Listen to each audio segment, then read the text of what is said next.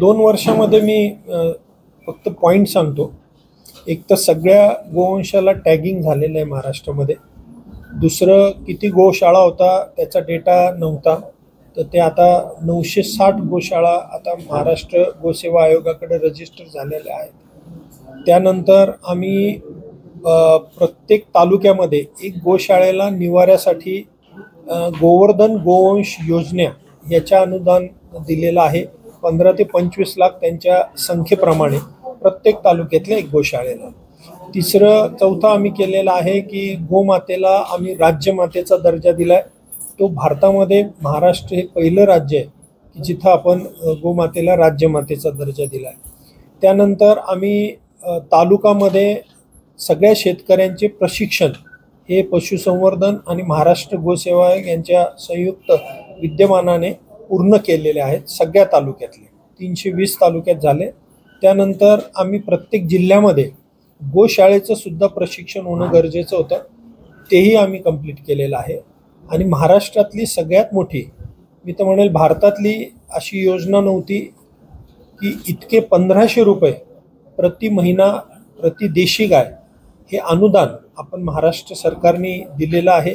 ते 1 जानेवारीपासनं प्रत्येक गोशाळेला लागू झालेलं आहे. त्याच्या पहिल्या फेजमध्ये 560 गोशाळेला त्याचा लाभ मिळालेला आहे. आणि आत्ताचा आकडा 780 गोशाळा आता सेकंड फेजच्या अनुदानासाठी पात्र झालेले आहेत. आपल्या महाराष्ट्रामध्ये 22 जुलै रोजी आपण शुद्ध देशी गोवंश जतन आणि संवर्धन दिवस हा साजरा करणार आहोत. याचं कारण असं आहे की आपल्याकडचा जो गोवंश आहे त्याची शुद्धता वाढावी आणि जागतिक तापमान वाढीमध्ये जे काही आपल्याकडं गोवंश आहे तर तो जगामध्ये नावाजला गेलेला आहे.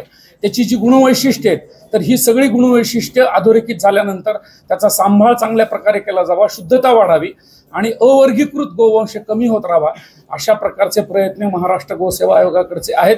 म्हणजे प्रत्येक गोवंश आणि गाय ही शेतकऱ्यांच्या आणि आपल्या गोशाळेमध्ये अतिशय चांगल्या प्रकारे निर्भयतेने जगेल, राज्यमाता म्हणून तिला दर्जा मिळेल आणि आत्मनिर्भर गोशाळा आणि आत्मनिर्भर आपली गोमाता ही आपल्याला दिसावी असा ह्या दिनाचा उद्देश आहे. महाराष्ट्र गोसेवा आयोग स्थापन होऊन 7 जुलैला 2 वर्ष पूर्ण झाली आणि सगळ्यांना ही गोष्ट आपल्याला लक्षात घ्यायला लागेल की महाराष्ट्र गोसेवा आयोगाची स्थापना का करावी लागली. तर ज्या पद्धतीने देशी गोवंशाचं संगोपन होत होतं, संवर्धन होत होतं, संरक्षण होत होतं, त्याबद्दल आपण समाधानी नव्हतो. आणि महाराष्ट्रामध्ये 2015 मध्ये गोवंश हत्याबंदी कायदा येऊन सुद्धा सर्रास अनऑथोराइजपणे गोवंशाची कत्तल होत होती, मांस विक्री होत होती, बीफ म्हणून एक्सपोर्ट होत होतं. आणि अशामुळं मागचा जर 2009 पासून आपण जर अभ्यास केला तर दिवसेंदिवस देशी गोवंशाची संख्या ही कमी कमी कमी होताना आपल्याला दिसते. आणि 2020च्या गणनेनुसार 1,39,00,000 गोवंश हे महाराष्ट्रात आहेत.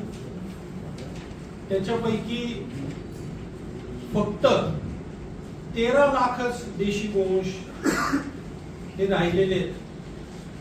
बाकी 80 लाख क्रॉस ब्रीड आहेत, 39 लाख होस्टन आणि जर्सी आहेत. मला असं वाटतं की हे खूप अलार्मिंग सिच्युएशन महाराष्ट्रामध्ये होती. मी महाराष्ट्राचं बोलेल कारण महाराष्ट्र गोसेवा आयोग म्हणून आम्ही आपल्याशी संवाद साधतोय. आणि हे आल्यानंतर आम्ही एक प्लॅन केला की कशा पद्धतीने ह्या सगळ्या गोष्टी आपल्याला व्यवस्थित रित्या करता येतील. आणि सगळ्यात महत्वाचं होतं की या सगळ्या गोष्टी करताना फक्त गोरक्षण करून चालणार आहे का, तर नाही चालणार. म्हणून आम्ही एक विजन बनवलं की आपल्याला काय करायला लागेल.